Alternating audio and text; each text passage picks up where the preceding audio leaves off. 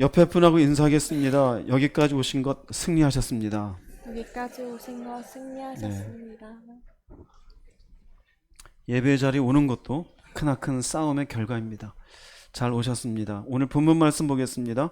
사도행전 1장 8절 합독하겠습니다. 오직 성령이 너희에게 임하시면 너희가 권능을 받고 예루살렘과 온 유대와 사마리아와 땅끝까지 이르러 내 증인이 되리라 하시니라. 네.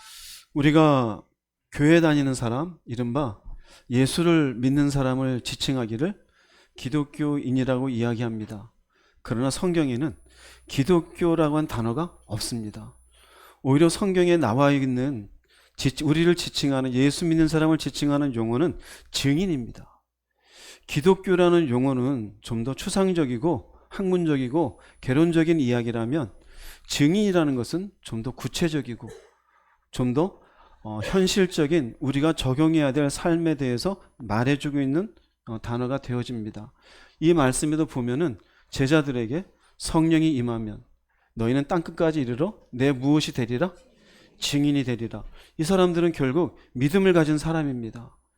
예수가 누구인지를 발견한 사람입니다. 우리도 마찬가지입니다. 어쩌면 우리는 믿는다라는 용어 속에 갇혀 있는 듯 합니다. 나 교회 다녀. 나도 예수 믿어. 그러나 중요한 건 그런 종교적 기독교인의 행세를 하는 것이 아니라 주님께서 우리에게 증인이라고 했는데 과연 나는 증인인 것인가? 근데 입술로는 예수를 믿는데 증인의 삶을 살지 않는다? 그 사람은 단지 종교적인 허울뿐인 기독교인에 지나지 않습니다. 주님이 이야기하시는 증인은 어떤 사람이 증인이냐? 주님이 직접 하신 말씀이 있습니다. 누가복음 24장 46절 48절 읽어보겠습니다. 이르시되 이같이 그리스도가 고난을 받고 제3일에 죽은 자 가운데서 살아날 것과 또 그의 이름으로 죄사함을 받게 하는 회개가 예루살렘에서 시작하여 모든 족속에게 전파될 것이 기록되었으니 너희는 이 모든 일의 증인이라. 너희는 이 모든 일의 증인이라. 곧 예수께서 말씀하시는 증인이 누구냐면 이 세 가지입니다. 즉 첫 번째는 예수께서 이 땅에 고난을 받고 3일에 죽은 자 가운데 살아날 것. 예수님이 원래 본체는 하나님이신데 그분이 인간의 몸으로 오시어서 십자가에 죽으셨고 죽은 지 며칠 만에? 사흘 만에 살아난 것을 믿는 사람. 이 사람이 증인이에요. 두 번째는 그의 이름으로 죄사함을 받게 하는 회개. 어떻게 회개가 일어날까요? 아, 그분이 내 죄를 위해서 죽으셨구나. 그 죄사함의 은혜를 내가 개인적으로 경험하고 회개한 사람. 이 사람이 증인이에요. 세 번째로는 이와 같은 내 개인적인 예수의 죽으심과 이로 인한 내 죄사함의 은혜가 나한테만 해당되는 게 아니라 누구한테? 모든 인류를 향한 구원의 은혜이구나.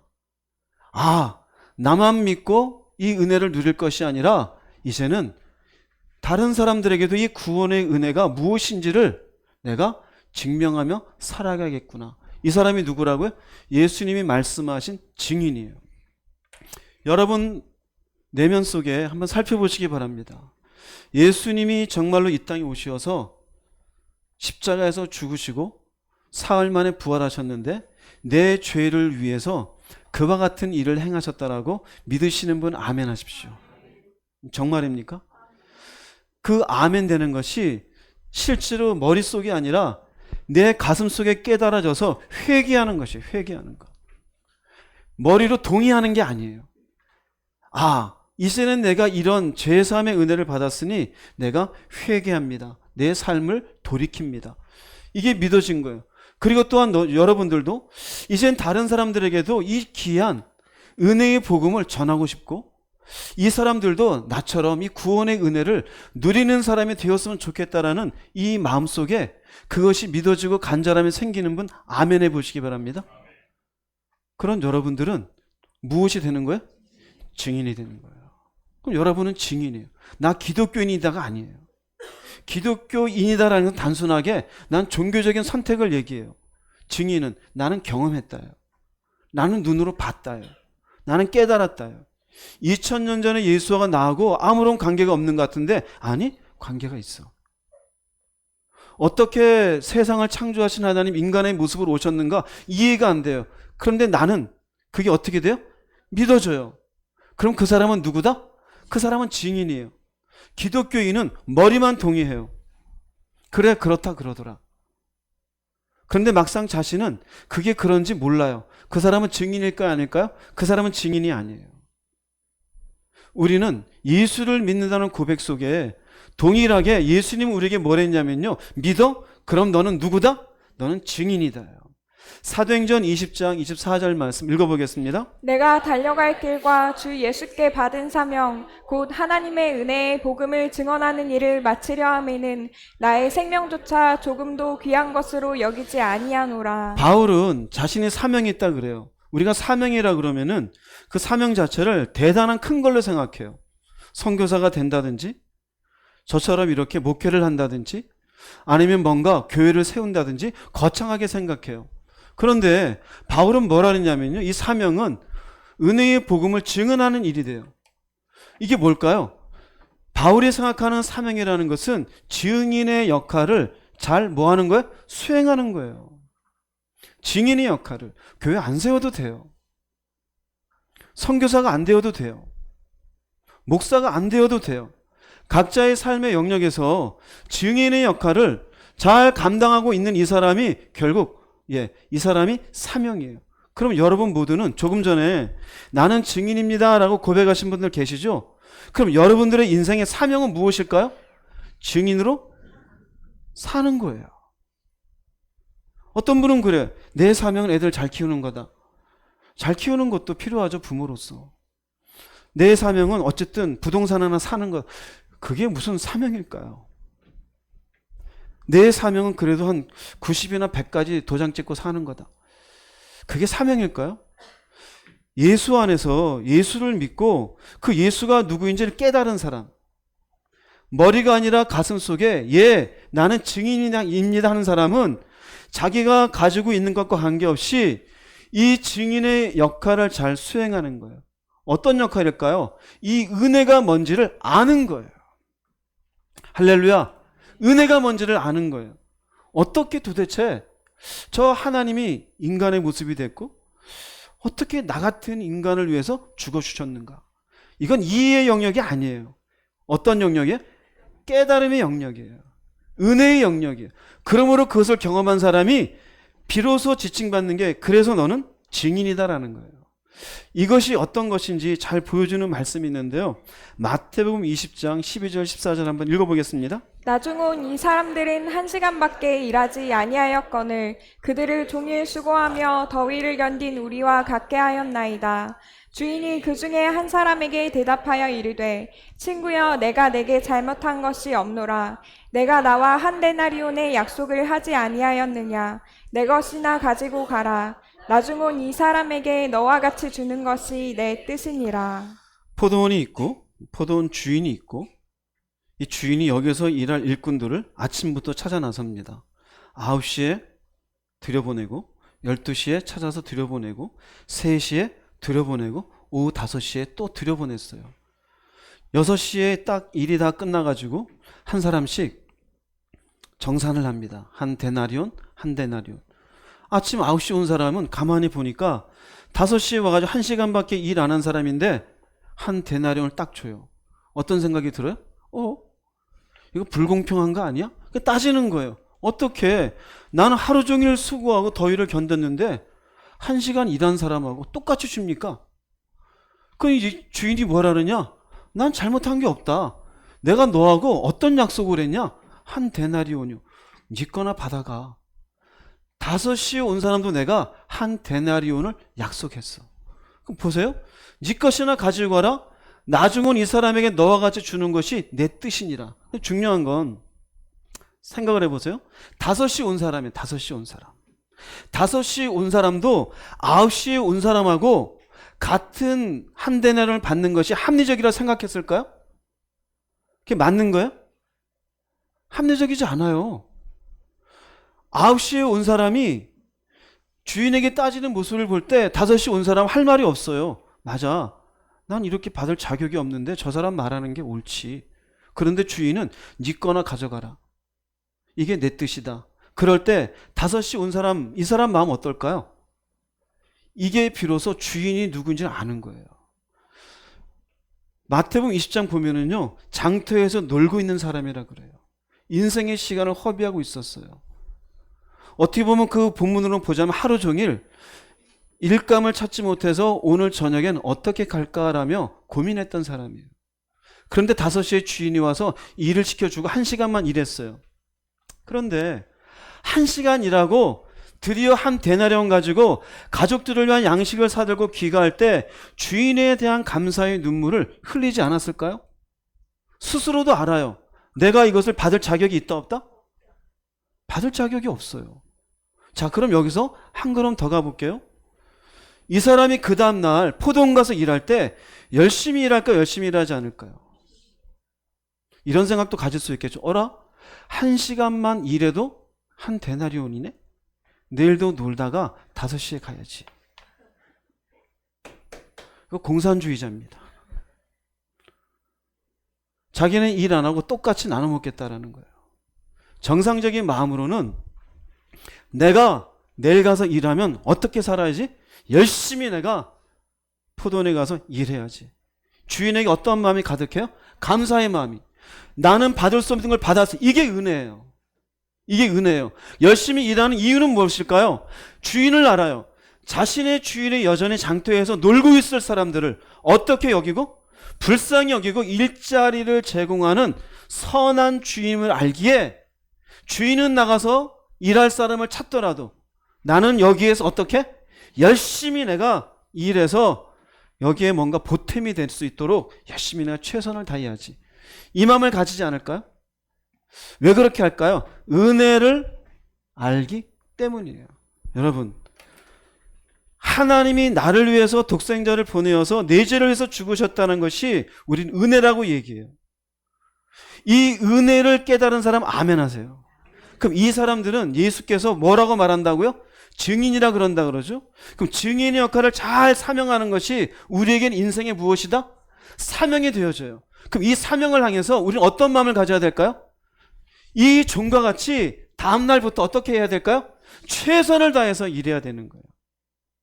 즉, 최선을 다해서 주인에게 조금이라도 누가 되지 아니하도록 은혜를 갚는 인생이 되기 위해서 포도원에 가서 열심히 일하는 사람처럼 이제 나의 남은 인생의 시간을 은혜를 깨달은 사람에 합당하게 자신의 사명을 감당하기 위하여 증인의 인생을 최선을 다해서 어떻게 해요? 살아가는 거예요. 그러므로 예수를 믿는 사람들은 증인으로 살기 위하여 최선을 다해서 살아가야 돼요. 그런데 우리는 어떻습니까? 말로는 기독교인이래요. 예수를 믿는데요. 십자가도 믿는데요. 그런데요, 은혜를 안다가도 얘기하는데 그 은혜를 귀하게 여기지를 않아요. 여전히 이 핑계를 대고 저 핑계 대요. 다음 날이 되어서도 충성스럽게 일할 생각은 하지 아니하고 여전히 자기 감정대로, 자기 생각대로 바빠 죽겠는데 언제 가서 일해? 나도 나름대로 인생을 즐겨야지. 생각해봐. 세상 이렇게 돌아가는데 언제 포도원에 가서 일만 해. 이 사람은 뭐를 모르는 사람이다? 은혜를 모르고 주인이 자기에게 베푼 게 뭔지를 깨닫지 못하는 사람이에요. 하나님이 여러분에게 베푸신 것이 무엇인지를 깨닫는다면 증인으로의 삶을 최선 다해 사는 사명에 합당한 인생이 되기 위해 최선을 다하는 여러분이 되어야 될 줄로 믿습니다. 그게 정상적이죠. 공산주의자처럼 시시컷 놀다가 또 5시에 가야지. 그런 사람이 안 되기를 주 이름으로 축복합니다. 그러자면 우리가 믿음을 가진 사람으로 사명감 있게 증인으로 살기 위해서 최선을 다해야 되잖아요. 많이 있는데 여러분들이 3가지를 좋아하는 것 같더라고요. 지난주 지지난주 믿음이 무엇인가 3가지씩 나눠주니까 저한테 피드백이 오는데 3가지니까 외우기가 좋아요. 제가 한 5개를 준비했다가 3가지로 줄였어요. 요 3가지를 잘 외우시기 바랍니다. 할렐루야. 사명자로 살고 싶은 분은 잘 들으세요. 첫 번째로 내가 사명자로 증인의 삶을 살기 위해서 최선을 다해야 되는 첫 번째는 새로운 가치관을 가지려고 노력해야 돼요. 새로운 가치관. 5시에 놀던 사람이 5시까지 놀다가 그 다음날에 되어서 어제까지의 생각과 마음을 가지고 일하면 될까요? 안 될까요? 안 되는 거예요. 하나님이 내게 베푸신 은혜를 깨닫기 이전에 살던 방식과 그 은혜를 깨달은 다음의 삶의 방식은 같을까요? 다를까요? 달라야 돼요. 근데 안 바뀌어도 괜찮다는 사람이 있어요. 괜찮지가 않아요. 증인으로 내가 사명감이 있는 인생을 살기 위해서는 무엇보다도 가치관이 바뀌어야 돼요. 마가복음 2장 22절 말씀 읽어보겠습니다. 새 포도주를 낡은 가죽 부대에 넣는 자가 없나니 만일 그렇게 하면 새 포도주가 부대를 터뜨려 포도주와 부대를 버리게 되리라. 오직 새 포도주는 새 부대에 넣느니라 하시니라. 새로운 포도주는 발효가 되어져요. 낡은 가죽 부대에 넣게 되어진 그 발효에 의해서 낡은 가죽 부대가 어떻게 될까요? 이미 이전에 발효되면서 팽창돼 있었으니 더 이상 팽창되지 못하고 터지게 돼요. 그러니 새 포도주는 어디에 넣어야 된다고요? 새 가죽 부대에 넣어야 된다요. 여기에 새 포도주는요, 복음을 얘기해요. 지금 말씀드린 예수께서 누구이신지, 내 죄가 어떻게 해결되었는지, 이로 인해서 내가 구원받은 사실을 깨닫는 것, 복음이에요. 이건 모든 인류를 향한 것. 이건 새 포도주예요. 낡은 가죽 부대는 옛 가치관이에요. 이 땅에서 내가 배웠던 것, 상식, 윤리적인 것, 물질적 가치, 세상적 가치, 세속적 가치, 여기에다가 복음을 가지고 복음대로 살려면 될까 안 될까요? 예수님이 내 죄 위해 죽으시고 이로 인해서 내가 구원의 길을 가는데 옛날과 같이 세속적인 삶의 방식을 고수하면 될까요? 안 돼요. 터진다는 얘기는요, 결국 나도 망하고 복음도 쓸데없이 되어져요.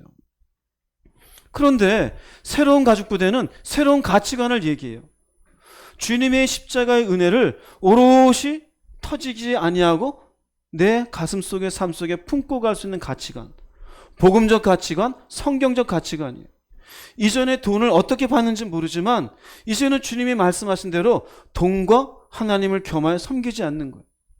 이제는 내가 갖고 있는 감정과 내가 그동안 인생 동안 세워놓았던 오름을 놓고 이게 맞아 그랬는데 이제는 그게 아니라 성경에서 말씀하시는 바가 이게 옳은 거지. 그게 새로운 가치관이에요. 즉 무슨 말씀이냐면요, 증인은 무엇을 가진 사람이다? 새로운 가치관을 가진 사람이에요. 그러므로 우리가 사명자로서 증인의 삶을 오롯이 살아간다는 것은 내가 이전의 가치관을 여전히 가지고 있으면 터지게 되어 있다니까요. 내가 교회 생활하면서도 왜 세상 사람들이 나를 향해서 개독교라고 얘기했었느냐? 여전히 이 새 가치관을 가지지 못하고 옛 가치관 속에 예수 얘기하니까 다른 사람이 봐도 너는 엉터리다고 얘기하는 거예요. 스스로도 모순이 생겨버리는 거예요. 그러면 우리가 사명을 가진 자로서 증인된 인생을 살려면 열심히 내 가치관을 바꾸려고 최선을 다해야 돼요. 이게 충성된 일꾼의 모습이에요. 이제 내 물질관을 바꿔야지, 가정관을 바꿔야지, 자식관을 바꿔야지, 이제는 죽음에 대한 사생관을 바꿔야지. 바꿔야 되는 거예요. 하나님 뭐라고 말씀하시는지, 인생관에 대해서도 바꿔야 되는 거예요. 그렇게 바꿔가게 되어질 때 비로소 이 복음도 쏟아버리지 아니하고 말씀 가운데 오롯이 살아가는 증인의 인생이 되어져요. 세상 사람들이 볼 때도 너는 다른 걸 가지고 산다? 그럴 때 비로소 우리가 증인의 모습으로 그들에게 보여주는 거예요. 로마서 6장 19절 말씀 읽어보겠습니다. 너희 육신이 연약함으로 내가 사람의 예대로 말하노니 전에 너희가 너희 지체를 부정과 불법에 내주어 불법에 이른 것 같이 이제는 너희 지체를 의에게 종으로 내주어 거룩함에 이르라. 네, 여기 내준대요. 내준다는 의미가 뭘까요? 그거에 따라서 자기의 삶의 방향이 정해진다 이거예요. 그럼 어떤 사람은 부정과 불법에 내주고 어떤 사람은 의에게 왜 내줄까요? 인간은 누구든지 자기한테 이익이 되는 걸 따져. 이게 가치예요. 이게 남는 거다. 이게 나한테 재밌는 거다. 이게 나한테 도움되는 거다. 성경에는 부정과 불법이라 했지만 이건 영적인 의미예요. 자기가 생각할 때는, 하나님 볼 때는, 자기가 볼 때는 이게 도움이 되는 거예요. 거짓말도 해요. 세상 재미도 따라가요. 적당히 함부로 해서는 안 되는 용어들을 사용해. 그래도 괜찮은 줄 알아요. 무엇 때문에 이렇게 되어져요? 결국은 가치에 따라 자신을 불법에 내주든지 의에 순종하든지 그래요. 저 사람 왜 저럴까? 가치가 안 바뀌어서 그래요. 어떻게 말씀대로 살아? 가치가 안 바뀌어서 그래요. 여전히 말씀의 가치보다 자신이 생각하는 가치가 높다라는 거예요. 즉, 가치관이 바뀌어야 무엇을 위해서 살아가요? 의를 위하여 살아가는 증인이 되는 거예요. 의를 위해서 살아갈 때 세포도주가 쏟아질까요? 안 쏟아질까요? 안 쏟아져요. 즉, 예수 그리스도의 십자가의 은혜가 오롯이 내 삶 속에 증명이 되는 거예요. 그러나 가치관이 바뀌지 아니하면 예수는 얘기하는데 욕심쟁이, 세속주의자, 이 땅의 것만 바라보고 정욕을 위해서만 살고 자식만 하나님처럼 여기고. 왜 그럴까요? 가치관이 안 바뀌는 거예요. 증인이 되려면은요, 가치관이 바뀌어야 돼요. 그러므로 내가 예수가 나를 위해서 이 땅에 오시어서 내 죄를 위해서 죽으셨다는 것을 믿음으로 고백하는 증인된 여러분들이요, 여러분의 가치관을 바꾸기 위해서 노력해야 되는 줄 깨달으시기 바랍니다. 이게 바뀌어야 돼요. 이게 안 바뀌니 날마다 믿음은 얘기는 하는데 믿음으로 못 사는 거예요. 근원적으로 안 바뀌어서 그래요. 이것을 잘 보여주는 사람이 있어요. 바울입니다. 빌립보서 3장 5절에서 8절 말씀 읽어보겠습니다. 나는 8일 만에 할례를 받고 이스라엘 족속이요 베냐민 지파요 히브리인 중에 히브리인이요 율법으로는 바리새인이요 열심으로는 교회를 박해하고 율법의 의로는 흠이 없는 자라. 그러나 무엇이든지 내게 유익하던 것을 내가 그리스도를 위하여 다 해로 여길 뿐더러 또한 모든 것을 해로 여김은 내 주 그리스도 예수를 아는 지식이 가장 고상하기 때문이라. 내가 그를 위하여 모든 것을 잃어버리고 배설물로 여김은 그리스도를 얻고. 네, 보세요. 내게 유익하던 것, 이게 뭘까요? 이게 가치가 있었다 이거예요. 나한테 가치가 있는 게 뭘까요? 이 위에 있는 거예요. 제가 정리해서 말씀드릴게요. 자, 그는 완벽한 유대인이었습니다. 히브리인 중에 히브리인이에요. 이스라엘 족속 중에서도 베냐민 지파예요. 8일 만에 할례를 받았어요. 누가 뭐라 그럴 것도 없어요. 그런 스스로도 열심히 가말레엘 문화에서 바리새인이 되기 위해서 열심히 율법을 공부했어요. 하나님의 말씀이 무엇인지. 하나님의 언약 율법은 이스라엘 백성의 근간이잖아요. 이것을 오히려 배웠을 뿐 아니라 누구에게 가르치기 위해서 열심히 노력한 사람이에요. 그런데 유대인이 또한 입장으로 봤을 때 하나님의 아들이라는 예수는 이건 때려 죽일 놈인 거예요. 이단인 거예요. 그래서 예수를 믿는 사람을 오히려 죽이기 위해서 그 사람들을 찾아다녔어요. 그래서 열심으로는 교회를 뭐 했다 그래요? 핍박했다고 얘기하는 거예요. 자기는 율법에 흠이 없는 사람이었어요. 그럼 이 사람은 유대교 최고 지도자가 될 수 있는 조건을 갖췄어요? 안 갖췄어요? 갖췄어요. 당시 유대인들은요, 자기 이름도 못 쓰는 사람들이 90%가 넘었어요. 그런데 이 사람은요, 오히려 율법을 읽을 뿐만 아니라 라틴어도 해요. 헬라어도 해요. 영어는 모르겠어요. 그러니 그 당시에 자기 이름도 못 쓰는 사람에 비하면 얼마나 엘리트 계층이에요. 그러니 이 사람은 이 모든 것들을 자기에게 중요한 가치 있는 걸로 여겼었는데 조금 전에 봤었죠? 무엇으로 여겼다고 이제는 이것을? 그 가치를 집어던졌어요. 내게 유익하던 것을 여러분으로 치면은 재능이 있어요. 좋은 대학을 나왔고 좋은 재능이 있고 남들보다 뛰어난 외모가 있고 남들보다 뭔가 뒷배경이 든든하고 그런데 그게 굉장히 중요한 가치인 줄 알았는데 아니더라 이거예요. 뭘까요? 가치가 바뀌었어요. 바울에 의하면은요 대신 얻은 것은 무엇입니까? 그리스도의 그리스도. 이건 똥처럼 여겼어요.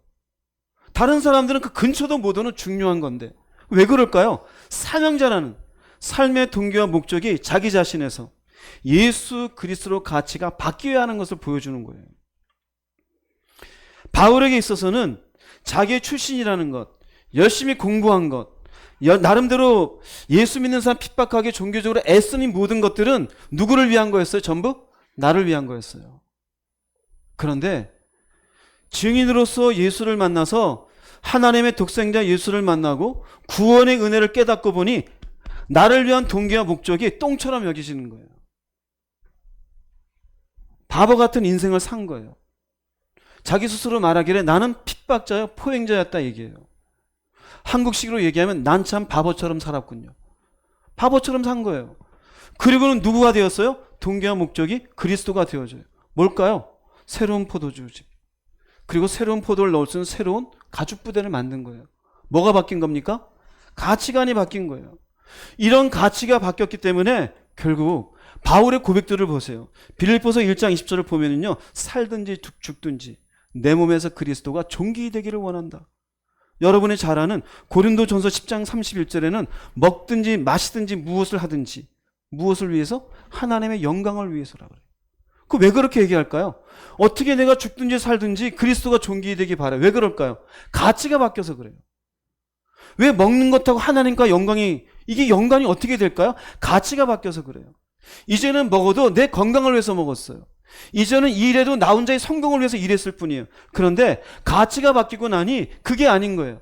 내가 내 재능을 가지고도 그리스도를 위한 게 되는 거예요. 내가 하루를 살더라도 하나님의 영광을 위한 게 되는 거예요. 이 사람이 누가 되어지는 거예요? 사명자가 되어지고 증인이 되어지는 거예요. 내가 증인된 삶을 다 살아가겠다. 여러분은 어떠신지 돌아볼 수 있기를 바랍니다. 예수를 믿는 사람이 자꾸 스스로가 나는 왜 이렇게 살까라는 근원적인 그 속에 있는 뿌리를 보자면요, 여전히 바울은 배설물로 여겼는데 자신에게는 이것이 가치가 있다고 여겨서 그래요. 여전히 물질이 가치가 있어요. 여전히 자존심이 가치가 있어요. 여전히 내 재능이 가치가 있고, 여전히 내 젊음이 가치가 있고, 여전히 내가 뭔가 할 수 있는 남아있는 인생의 시간이 가치가 있다고 생각해요.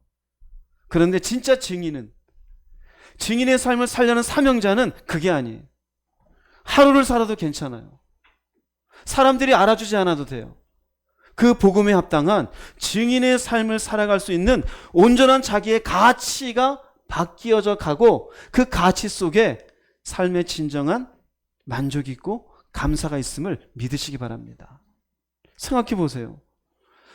오후 5시에 와서 포도원에 들어가 한 데나리온 얻고 그 감사함을 가지고 그 다음날 일하는 사람, 생각이 바뀌어졌어요. 예수 믿는 우리가 생각이 바뀌지 아니하면 증인의 인생을 살 수가 없어요. 바울은 이렇게 자신을 예수 믿은 데 사명자가 되기 위해 가치를 바꾼 사람이라고 이야기해요. 골로새서 3장 10절 말씀 읽어보겠습니다. 새 사람을 입었으니 이는 자기를 창조하신 이의 형상을 따라 지식에까지 새롭게 하심을 입은 자니라. 고린도후서 10장 5절입니다. 하나님 아는 것을 대적하여 높아진 것을 다 무너뜨리고 모든 생각을 사로잡아 그리스도에게 복종하게 하니. 새 사람을 입었대요. 이 새 사람은 지식도 새로워지는 거예요. 새 사람이 되었어요. 새 포도주에 의해서 지식에까지 새롭게 되었어요. 무엇을 만든 겁니까? 새 가죽 부대를. 예수 믿고도 여전히 돈이 최고래요. 지식이 새롭게 되지 않은 거예요. 예수 믿고도 자기가 최고래요. 자신의 지성이 최고고 자신의 논리가 최고고. 그래요? 어거스틴이라는 사람이 있었어요. 이 사람은요 22살에 교수가 된 사람이에요. 똑똑해요. 말씀을 너무나 잘 알아요. 그런데도 자신의 가치를 바꾸지 않아서 30살이 넘도록 온갖 방탕한 인생을 살아요. 그러다가 이 사람이 바뀌게 된 것은요, 하나님의 은혜에 의해서 자신의 모순된 인생 속에 자기가 왜 이렇게 방탕이 되었을까? 이것이 바뀌지 않았음을 깨닫고 하나님께 통곡하여 새 사람이 됩니다. 여러분 회개할 때를 한번 잘 생각해 보세요. 회개할 때. 회개할 때 주로 무엇을 놓고 회개해요? 내 잘못된 생각을 놓고 회개해요. 그 생각이 여러분들의 삶을 다르게 움직였기 때문이에요. 그래서 보세요. 고린도서 10장 5절에 모든 생각을 어떻게 해요? 할렐루야. 이 사람이 증인이에요. 여러분의 생각을 사로잡으세요. 순간순간 떠오르고 인생 살면서 나름대로 여러분이 만들어 놓은 그 논리적인 기결에 의한 생각이 과연 올바른 가죽부대일까요? 근데 우리는 거기에 갇혀 살아요. 그래서 돈이 있어야 된대요. 집이 있어야 된대요. 오래 살아야 된대요. 정욕을 채워야 된대요. 자신의 생각을 사로잡지 않는 사람은 증인의 삶을 살지 않는 사람이에요. 자신의 생각을 사로잡지 않는 사람은 사명자의 인생을 온전히 살지 못하는 사람이에요. 처음에 말씀드린 것처럼 우리가 완벽하게 그렇게 될 수는 없어요. 그러나 어떻게 해야 된다? 노력해야 돼요. 여러분의 가치관을 바꾸기 위해서 노력하는 인생이 되십시오. 그렇게 돼야 비로소 증인으로서의 삶을 살아가게 돼요.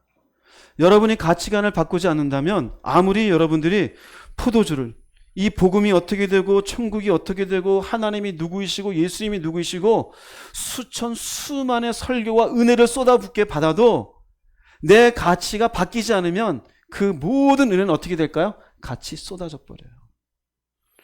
그래서 은사자가 타락하면 더 무서워져요. 하나님 앞에 은혜를 받았다는 사람이 가치가 바뀌지 않으면 더 무서운 사람이 되어져요. 여러분 자신을 돌아보십시오. 예수 믿는 우리는 증인으로 살아갈 수 있어야 돼요. 여러분의 가치관을 바꾸기 위해서 수고하는 모두가 되기를 주의 이름으로 축복합니다. 첫 번째요, 가치관이에요. 두 번째는요, 내가 사명자로서 증인의 삶을 살아가기 위해서 노력해야 되는 두 번째는 섬기는 사람이 되려고 노력해야 돼요. 섬기는 사람. 요한복음 17장 11절 말씀 읽어보겠습니다. 거룩하신 아버지여, 내게 주신 아버지의 이름으로 그들을 보전하사 우리와 같이 그들도 하나가 되게 하옵소서. 예수님이 십자가 지시기 전에 기도하시는 내용 가운데 있습니다. 우리와 같이 그들도 하나가 되게 하옵소서. 그럼 우리는 누구일까요? 우리는, 예수님이 기도해서 우리는 삼위일체 하나님이에요. 즉 하나님, 예수님, 성령님, 그분들은 하나예요. 이분들은 본체이시나 각각의 역할이 다르셔요. 그런데 이 세 분이 일하시는 게 삐그덕대고 서로 싸우는 모습이 있어요, 없어요? 왜 그렇게 가능할까요? 삼위일체 하나님은 서로를 섬기기 때문에 그래요. 섬기는 것에 에너지는 뭘까? 힘이. 그건 사랑이에요. 하나님은 예수님을, 예수님은 성령님을, 또한 성령님은 하나님을, 서로가 서로를 사랑하는 마음으로 섬기기 때문에 하나가 되셔요. 자, 그러면 우리와 같이 그들도라면은 인간이 하나가 될 수 있다라는 거예요. 그럼 우리에게도 필요한 게 뭘까요? 섬김이 필요한 거예요. 이 섬김의 힘이 뭘까요? 사랑이에요. 즉 우리도 우리 자신을 낮추어서 섬기는 것을 하나가 돼요. 그런데요, 우리가 힘들다 생각하면 왠지 알아? 우리의 죄성을 역행하는 거예요. 우리 인간의 죄성은 이기적이에요. 존중받고 싶어요. 높아지고 싶어요. 그래서 어떤 이기심이 있어요? 셋만 모여도 내가 제일 잘 나가. 같은 얘기를 해도 넌 틀렸어. 조금만 뭔가 의견이 다르면 무식한 게. 이게 전부 뭘까요? 내가 맞다라는 거예요. 인간은 죄성 가운데 자기가 존중받고 자기가 높아지고 다른 사람들 그 아래 두고 싶은 교만함이 기본에 깔려 있어요. 그래서 섬김이 힘들어요. 그럼 불가능해요. 회사에서 직원이 사장님을 섬기는 것은 뭘 주기 때문에? 월급 주기 때문에. 자식이 부모의 말에 잘 섬기는 모습을 가지는 건 왜 그래요? 한 대 맞을까 봐. 우리 인이는 그런 것 같던데. 예. 또 인이 없지? 예, 예. 죄성은요, 절대 남을 섬기지 못해요. 근데 우리는 보세요, 증인이잖아요. 하나님이 우리를 사랑하사 독생자를 주셨어요. 나 같은 죄인의 이 죄를 사해 주셨어요. 그래서 우리가 그러잖아요. 찬양했죠. 그 크신 하나님의 사랑. 그 사랑이 우리 가운데 들어오며 그 사랑으로 비로소 나를 어떻게 하는 사람이 돼요? 낮추는 사람이 되는 거예요. 낮추는 사람. 증인은 어떤 사람이냐? 자기를 낮추어. 어떻게? 사랑으로. 하나님이 그렇게 하시듯이 사랑으로 낮추어 하나가 되게 해요. 누군가가 분쟁을 일으키고 손가락질을 하고 비하하고 늙은 게 무식한 게 이 사람은 증인이 아니에요. 사명자로 사는 사람이 아니에요. 이 사람은 늘상 누가 존중받기 바라요? 자기만 존중받고 높아지기 바라는 사람이에요. 혹시 여러분 가운데 그런 게 있지 않습니까? 증인은요, 철저하게 사랑으로 자신을 낮추어서 사람을 섬기어가는 노력을 하는 사람이 되어줘야 돼요. 이것이 없으면 결단코 사명자도 아니요, 증인으로 사는 게 아니에요. 이렇게 사랑으로 서로 섬기는 걸 잘 보여주는 예가 있어요. 사도행전 13장 1절입니다. 읽어보겠습니다. 안디옥 교회에 선지자들과 교사들이 있으니 곧 바나바와 니게르라 하는 시므온과 구레네 사람 루기오와 분봉왕 헤롯의 젖동생 마나엔과 및 사울이라. 초대교회 예루살렘 교회가 있어요. 예루살렘 교회 그 뒤에 만들어진 게 지금의 터키 남부 지역에 있는 안디옥 지역의 안디옥 교회예요. 안디옥 교회에 지도자들이 있는데요. 5사람이에요. 바나바, 시므온, 루기오, 마나엔, 사울이에요. 근데 이 5사람이요. 이 사람들 가만히 보면은요. 참 신기해요. 한번 볼게요. 바나바라는 사람은 레위 출신의 정통파 유대인이에요. 니게르라 그러는데요. 이거는 라틴어로 검다 그래요. 니게르다 그런데요. 우리가 흑인을 두고 니그로 그러잖아요. 여기에서 나온 말이에요. 니게르. 이 말은요. 로마 제국에서 흑인은 대부분 노예였어요. 그럼 이 사람 이 시몬이 있잖아요. 이 시몬이라는 사람은 비천한 노예 출신의 흑인이에요. 근데 이 사람이 지도자로 여기에 있어요. 그러다 여기에 구레네른 지역은요. 현재 리비아예요. 북아프리카. 그러니까 루기오라는 사람은 결국 예루살렘과 관계없고 안디옥도 관계없고 유대인도 아니에요. 무명의 이방 사람이에요. 무명의 이방 사람. 그 다음에 여기에 분봉왕 헤롯의 젖동생이잖아요. 젖동생이란 말은 친형제나 동물을 얘기해요. 그러면 왕의 친구이든지 왕의 동생이에요. 이 사람은 신분이 높아요? 안 높아요? 신분이 높아요. 결국 이 사람 마나에는 당시 지배계층에 속해 있던 사람이에요. 사울은 예수를 부인하던 사람이에요. 핍박하던 사람이에요. 예루살렘에 갔었을 때 거기는 유대인 중 가운데 예수 믿는 사람들이 저 사람 우리 핍박했던 사람 아니야? 배척을 당했었어요. 안디옥에서는 지도자가 돼 있어요. 나중에 이 사람이 바울이 되어지죠. 그게 무슨 의미일까요? 다 달라요. 다 달라. 흑인도 있고 높은 신분을 가진 사람도 있고 아주 정통파 유대인도 있고 이방 사람도 있고 사울 같은 다혈질인 사람도 있어요. 그런데 이 사람들이 어떻게 돼요?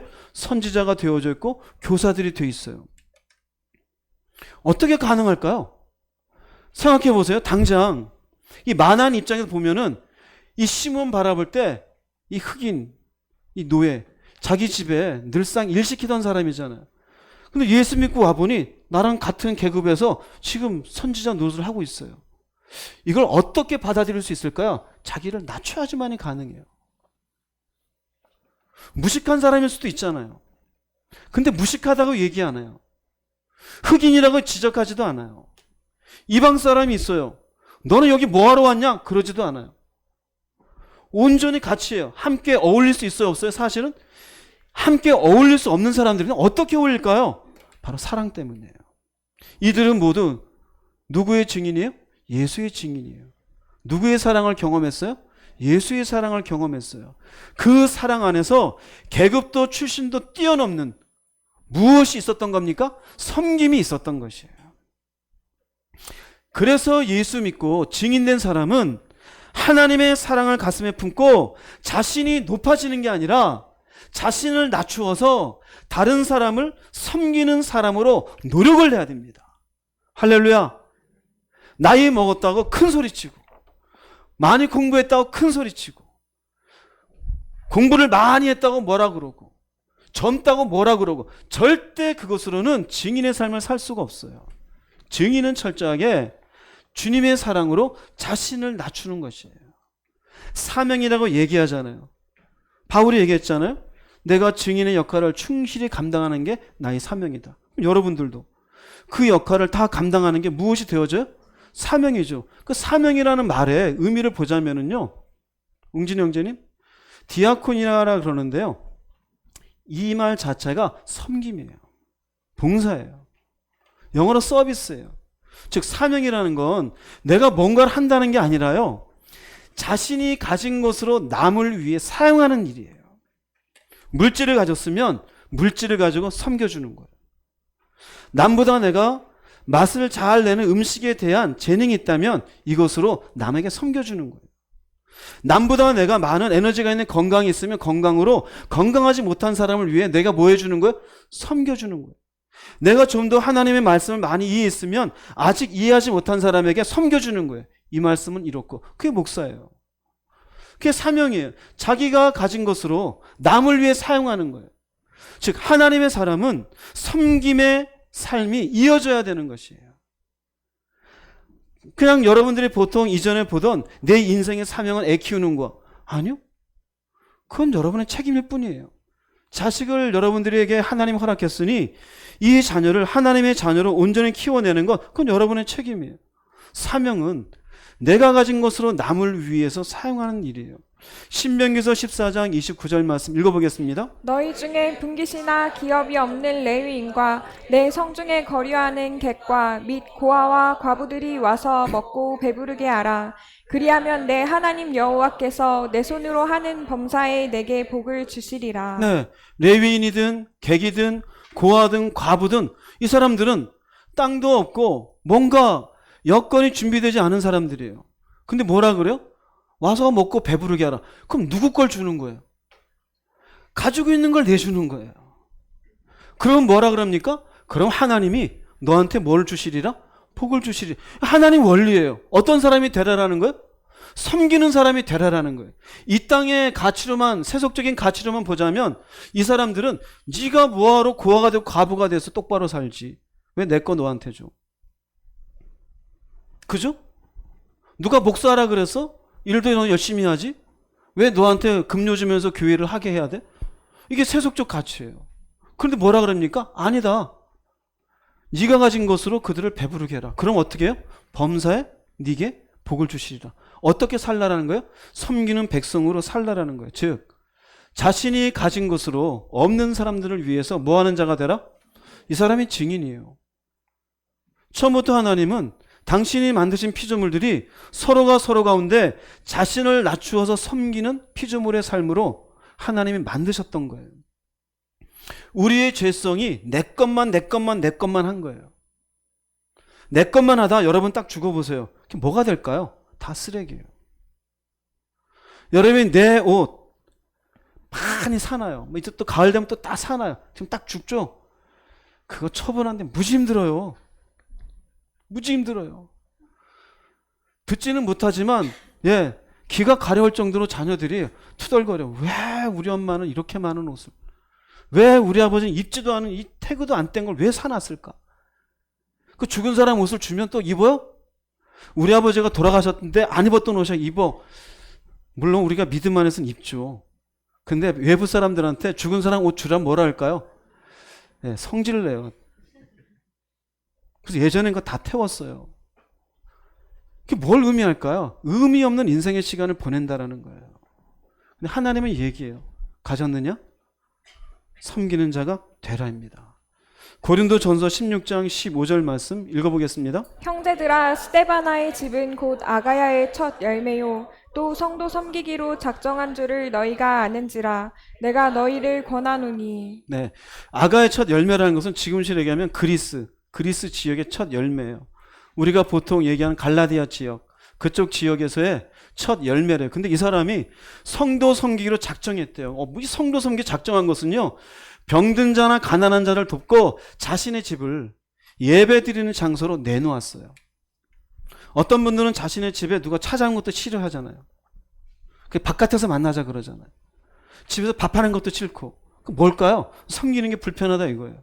근데 이 사람은요, 아예 병든 자나 가난한 자를 돕고 자신의 집을 매주 공개해서 이곳에서 예배드리는 장소로 내놓기로 작정을 했대요. 이 사람은 증인일까요, 아닐까요? 증인인 거예요. 사명을 완수하고 있는 걸까요, 아닐까요? 사명을 완수하고 있는 거예요. 왜요? 섬기로 작정한 줄. 노력을 하잖아요. 노력을. 히브리서 6장 10절 말씀 읽어보겠습니다. 하나님은 불의하지 아니하사 너희의 행위와 그분의 이름을 위해 너희가 보여준 사랑의 수고 곧 너희가 성도들을 섬겨왔으며 또 섬기고 있는 것을 잊지 아니하시느니라. 하나님은 잊지 않아요. 기억하셔요. 무엇을요? 사랑의 수고래요. 하나 더 붙었어요. 사랑의 수고가 뭐냐면요, 섬기는 것이에요. 사랑으로 섬겨줘요. 그러면 나를 낮추어 상대방을 섬길 줄 모른다. 무엇이 없는 거예요? 사랑이 없는 거예요. 이 사람은 증인이다 아니다? 증인이 아니에요. 더 정확하게 얘기하자면 예수가 당신을 위해서 뭐 했는지 모르는 사람이에요. 머리로는 이해해요. 가슴에는 없는 사람. 독생자 되신 그분이 왜 이 땅에 인간의 모습으로 오셨는지 가슴에 절절히 와닿지 않는 사람. 근데 입으로는 나도 믿는다는 사람. 그런데 그 속에는 뭐가 없어요? 그 사랑을 모르는 사랑이 없어요. 섬기는 게 가능할까요? 불가능할까요? 불가능해. 자기 돈 1,000원 하나 안 써요. 자기 시간 너무 아까워요. 내 시간 내가 써야지 왜 저기 가서 내가 저렇게 해? 하기 싫어져요. 무엇이 없어서요? 사랑이 없어서요. 이번 주에 한웅진 형제님 어머님이 소천하셨어요. 그 가운데 교인들이 오셔가지고 열심히 위로해 드리고 심지어는 발인하는 날 그 새벽에 5시 넘어서 막 왔어요. 왜 그럴까요? 제우도 왔더라고요. 이거 운구하겠다고. 평소에 아무 생각 없던 승진이도 와가지고 별 껍벅껍벅대고 들고. 그러나 그런 것 속에 무엇이 있는 겁니까? 사랑이라는 게 있는 거예요. 사랑이라는 게. 에이, 졸려 죽겠는데 뭐하러 가? 섬김이 없는 거죠. 무엇이 그 속에 에너지가 없어서 그래? 사랑이 없어서 그래요.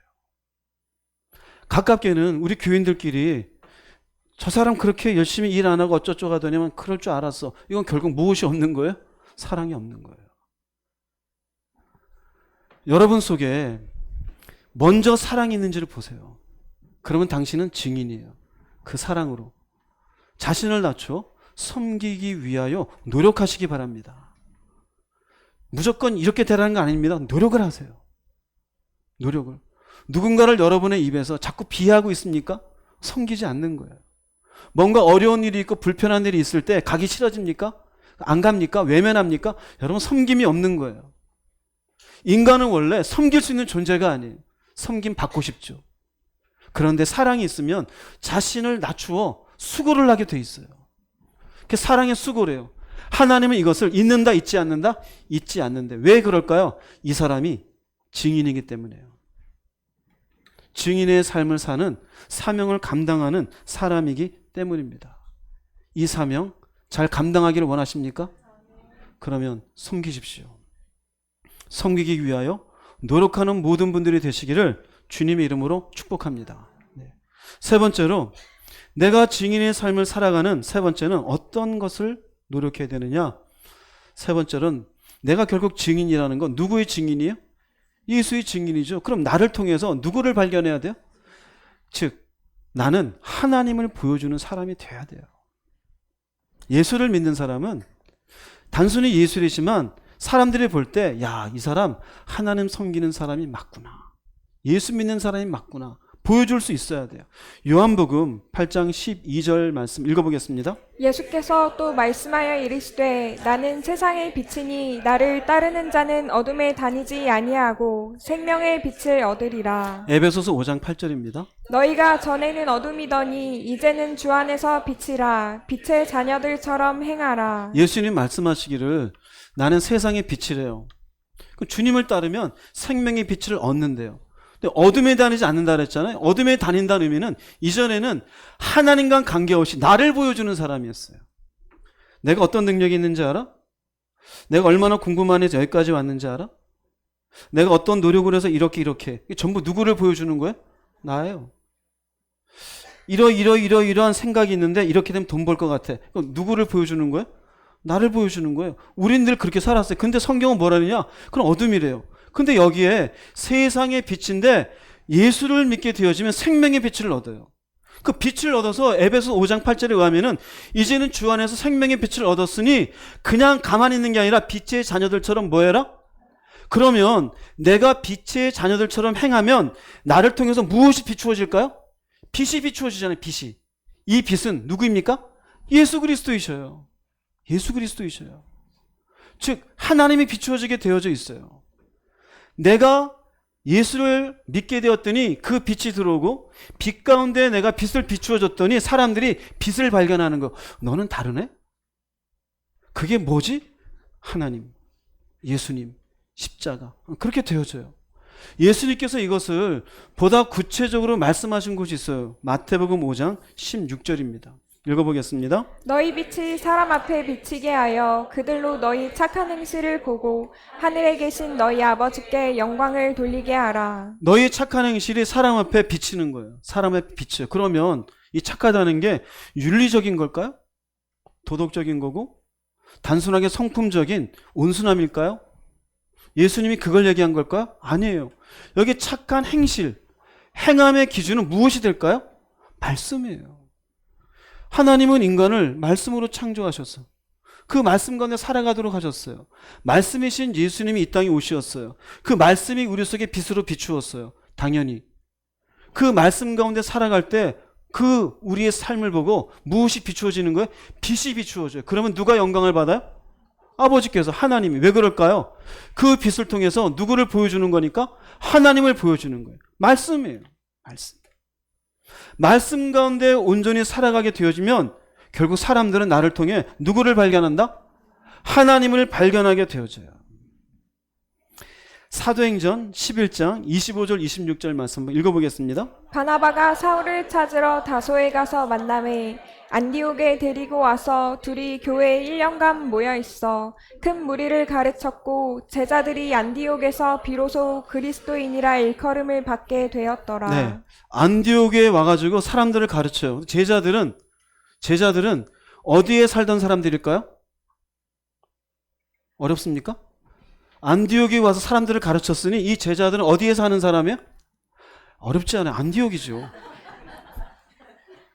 할렐루야. 예, 정신을 차리세요.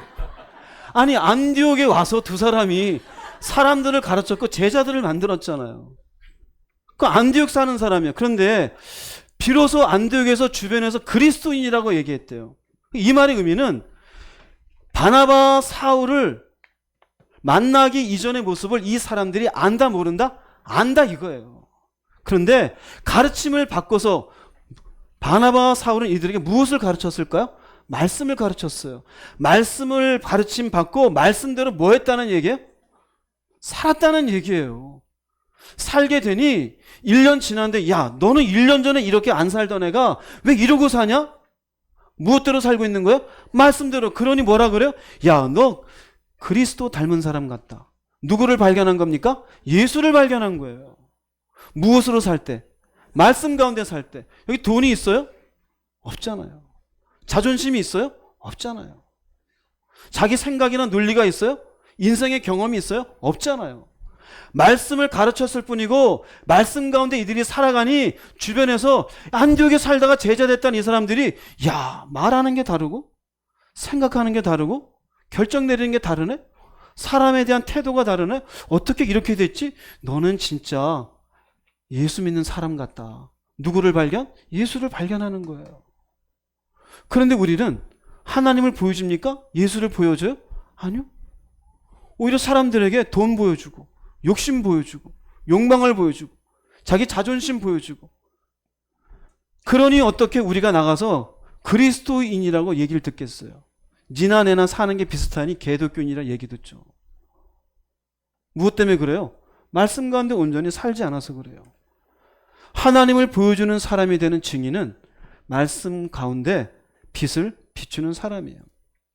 또 하나는 세상 사람들은 돈을 힘으로 삼아요. 자기 나름대로 재능을 힘으로 삼아요.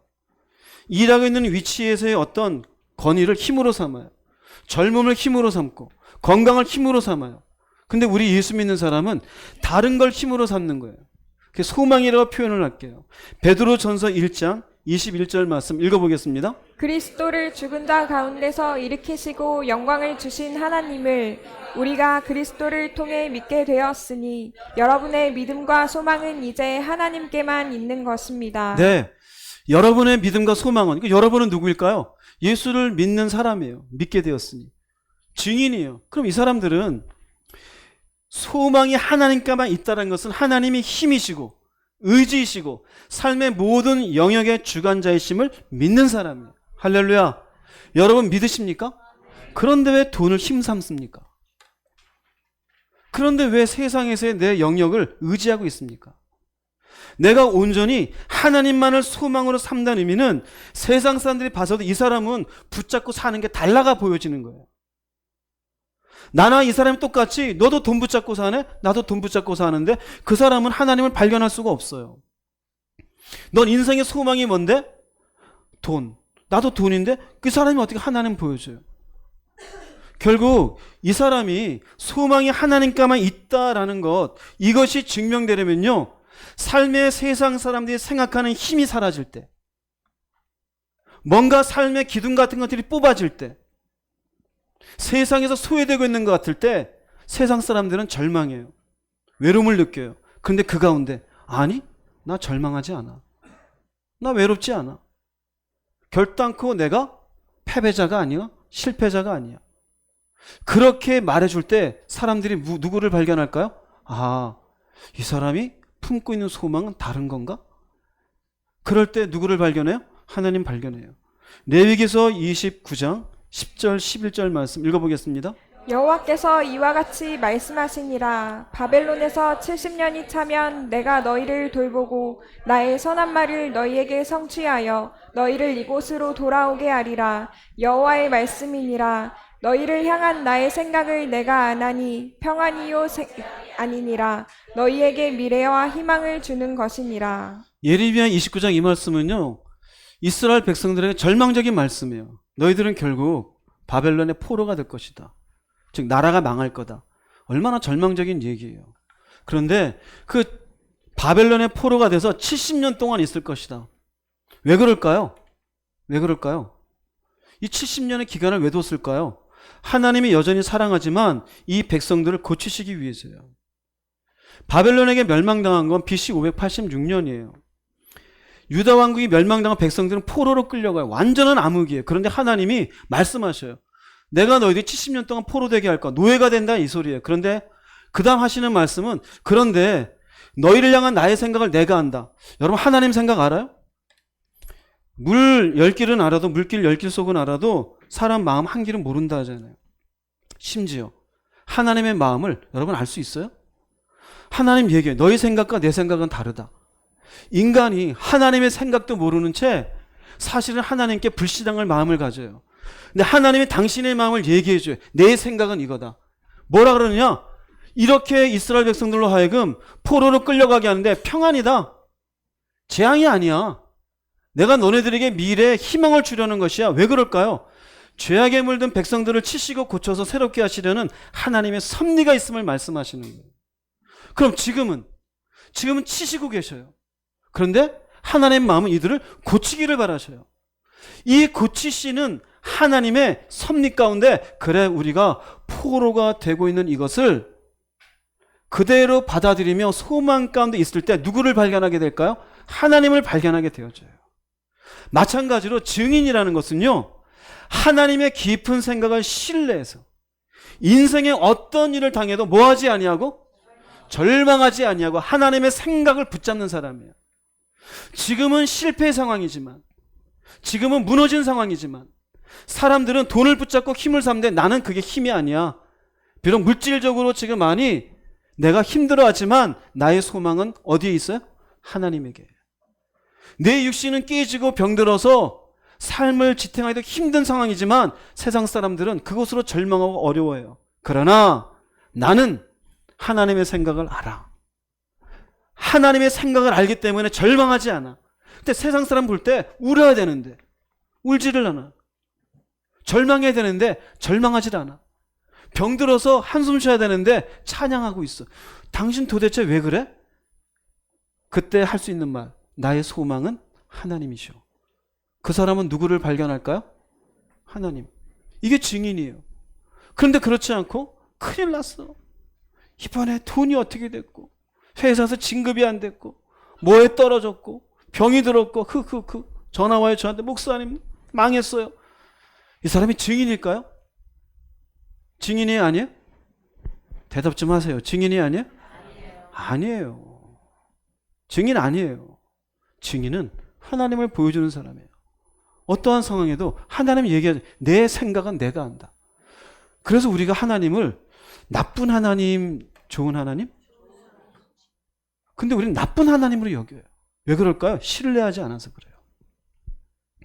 우리의 삶의 상황이 어려울 때 하나님은 내가 너에게 주는 건 재앙이 아니다. 내가 너를 고치려는 거다. 여러분의 육신에 질병이 있을 때 하나님 보여주세요. 그렇지 않고 온갖 수심과 염려와 병원을 여기 투어하고 저기 투어하고 그리고 마침내 이것저것 안 되니 흐흐흐 할 게 없어 기도합니다. 그 사람이 하나님을 보여주는 사람일까요? 아니에요. 할 게 없으니 왔는데 주변 사람이 이것저것 다 안 되나 보지 뭐. 하나님 발견하지 못해요. 여러분은 어떤지 보십시오. 하나님을 보여주는 사람은 소망이 달라요. 세상 사람들의 소망은 돈이고 권력이고 건강이에요. 그러나 증인의 소망은 하나님이에요. 하나님으로 인하여 삶이 굴곡이 있고 절망 가운데 있을지라도 그분의 생각, 그분이 어떤 분이신지에 대한 깊은 신뢰를 통해서 괜찮아요. 하나님 뜻이 있는 줄로 믿습니다. 찬양하며 웃을 수 있는 사람, 이 사람이 결국 하나님을 보여주는 사람이에요. 그러니 내가 그런 소망이 있는 사람인지 아닌지 알 수 있는 건 여러분이 그 상황에 닥쳐봐야 돼요. 그 상황 속에서 여러분들은 어떤 반응을 하는지 보십시오. 바울을 한번 볼게요. 고린도후서 4장 7절 9절 말씀 읽어보겠습니다. 우리는 이 보화를 질그릇에 담고 있습니다. 이것은 그 풍성한 능력이 우리에게서 나오는 것이 아니라 하나님께로부터 나오는 것임을 보이시려는 것입니다.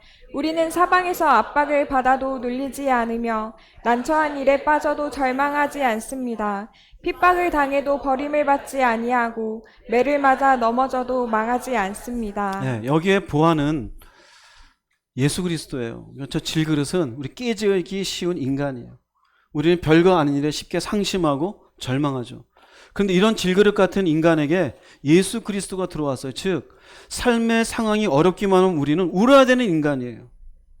절망해야 되는 인간이에요. 이게 정상이에요. 그런데 여기 보십시오. 능력을 얘기해요. 풍성한 능력이 우리 안에 있다 이거예요. 그러니 그 결과가 뭐가 되느냐? 뒤에 나오는 거예요. 압박을 받아. 난처한 일이 있어요. 핍박을 당해. 심지어 매를 맞았어요. 근데 어때요? 절망해요? 안 해요? 절망이 없잖아요. 그럼 세상 사람들은 당연히 절망하고 힘들어하고 어려워야 되는데 다르니 누구를 보여주는 거예요? 너는 도대체 어떻게 이 상황에서 다 깨지기 쉬운데 왜 안 깨지고 있냐? 왜 안 울어? 왜 불평하네? 왜 원망하네? 왜 그럴까요? 이것은 그 풍성한 능력이 우리에게서 나오는 게 아니다. 인간은 안 된다 이거예요. 인간은 절망할 수밖에 없어요. 무엇이 우리로 하여금 견디게 합니까? 소망이 달라요. 왜? 우리 속에 우리 내면에 능력이 있어요. 예수를 믿고 난 뒤에 능력, 내면의 능력이 삶의 고통을 이겨내는 힘이 되어지는 거예요. 그러니 마침내 이 고통을 이겨내는 모습을 볼 때 옆에 있는 사람이 누구를 발견하게 되어져요? 하나님을 발견하게 되어져요. 너는 다르구나. 지금 한참 울어야 되는데 어떻게 안 울어? 절망해야 되는데 절망하지 않네?